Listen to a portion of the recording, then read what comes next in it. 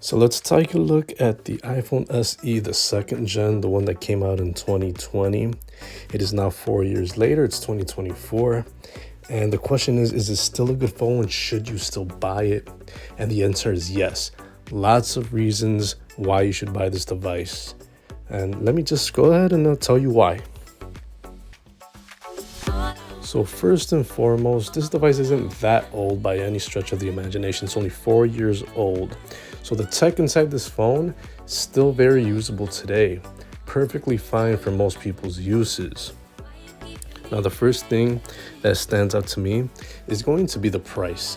Since this phone was launched with a $400 price point, now it's 4 years later, it's going to be very, very cheap to get. I've seen these go for free on prepaid, and you can get these fully unlocked with higher storage, good condition for less than $100 unlocked. So if you want to get into the Apple ecosystem, you want a backup device, whatever the case is, a daily driver, a small phone, this is definitely going to be a cheap, nice phone to pick up. So price, we have it covered. That's a really good reason to get this phone. Next reason is going to be, like I mentioned, is going to be the compact design. This is a very lightweight, very small. This is the smallest phone that Apple sells, pretty much this body shape. It's been around since the iPhone 6, and it's been, so many years since we have this design. A lot of people feel it's an old school design, and yes, it is. But when you compare it to the big phones that we have today in 2024, this is actually something that people still want to have. They want to have a small, thin, lightweight device that's very compact. And remember, guys, it's a phone. These aren't tablets. So this phone is around 5 ounces. And the build quality is still very, very nice. A glass front and aluminum frame. Same materials that's being sold in the iPhone SE3 and, even the high-spec devices. Build quality is in the eye of the beholder. They pretty much feel the same, if you ask me. So build quality is very nice. It's a very iconic design. Very, very nice feel in your hand. No matter how old this device is, the design and the build materials are just second to none. This is not plastic. We have both an eSIM and also a nano SIM card slot, so you have the best of both worlds. Great when you travel, and if you want to swap your service and SIM card between devices and phone numbers, this is a great option because the newer iPhones only have eSIM. This phone has dust and water resistance, not a lot, but it's good enough for those quick drops or quick dunks in water. IP67 up to 1 meter for 30 minutes. For the display, the front of the device is dominated by bezels on the top and the bottom. There's no way around it. Yes, that makes the device, the overall screen to body ratio smaller, but you are getting 60 hertz on the 4.7-inch display, which is the same as a $800 iPhone 15. So go figure. But those borders do give you access to the fingerprint reader, which a lot of people still like. So that's the reason for the old school look. Next is the software. It launched with iOS 13. We're currently on iOS 17. It runs perfectly fine. And it's going to get probably like 1 or 2 more years of updates.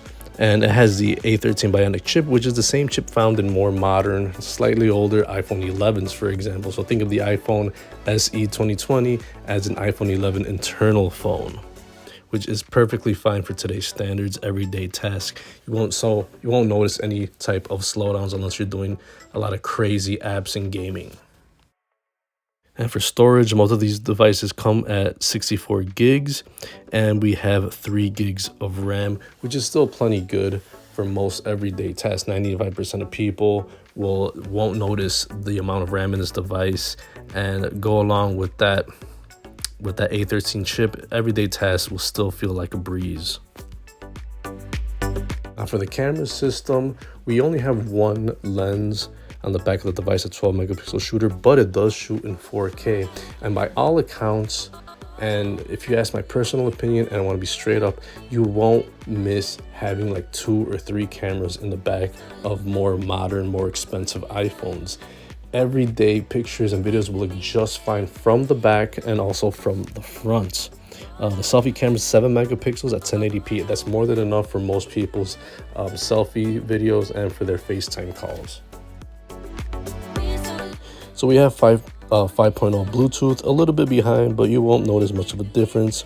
And we have NFC, which basically means Apple Pay. So this phone has the ability for you to use it to make payments, with your credit cards and stuff, which is still a modern standard, and this phone has it. Now, for charging, you have a Lightning port, which is unfortunately going away now.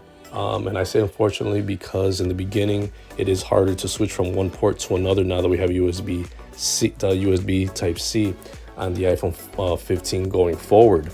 But, it's not a big deal. A lot of devices still use the Lightning port, and since this is a smaller device, it's still gonna charge fairly quickly for the most part, so it's not a big deal. To unlock this device, we have the older home button fingerprint reader to unlock the device, and that's probably the reason why it still has the top and bottom borders bezels. But a lot of people do prefer that fingerprint reader over the Face ID. It does the same job, but you have the added benefit of opening your device while you have it in your pocket, and the phone will be unlocked by doing that.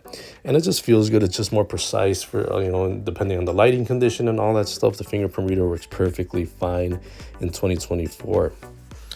For the battery, see, that's one of the downfalls of this phone is since it is a smaller device, you have a small battery, an 1800 milliamp battery, which is pretty much half of what the bigger, longer lasting iPhones are today.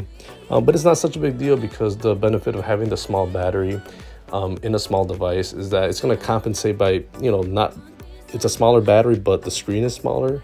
So, since the chip is not as powerful as it is in today's standards, it's not too much of a detriment to the device. It just goes hand in hand. And you could look at the bright side and it's a smaller battery, it should charge faster. So unless you get this phone with really bad battery health, you shouldn't have too many issues. You might have to top it up here and there, which I recommend anyways. And it also has 7.5 watt wireless Qi charging, so you do have some modern conveniences with the charging system. So just to sum it up, the iPhone SE, the second generation, is still a perfectly good phone to buy and use in 2024. And for some people, it's actually a positive. It's actually an advantage to use this device because it's smaller, it's lightweight. If you prefer the fingerprint reader, it's there and it's fast. The price is going to be unbelievable. You can get this phone for less than $100 and even get it with higher storage amounts. The chip is going to be just as fast as you need it to be for 95% of people. Has a 4K, nice camera, good video. If you use iMovie, if you use iMessage, WhatsApp, just your regular everyday apps, this phone will be perfectly usable. A lot of the stuff that are in these newer phones, they do them a little bit better, but this phone does have certain advantages that the other ones just can't match. And this is a really good deal for a capable phone in a smaller, lightweight package. So that's been my thoughts on the second generation 2020 iPhone SE here in 2024.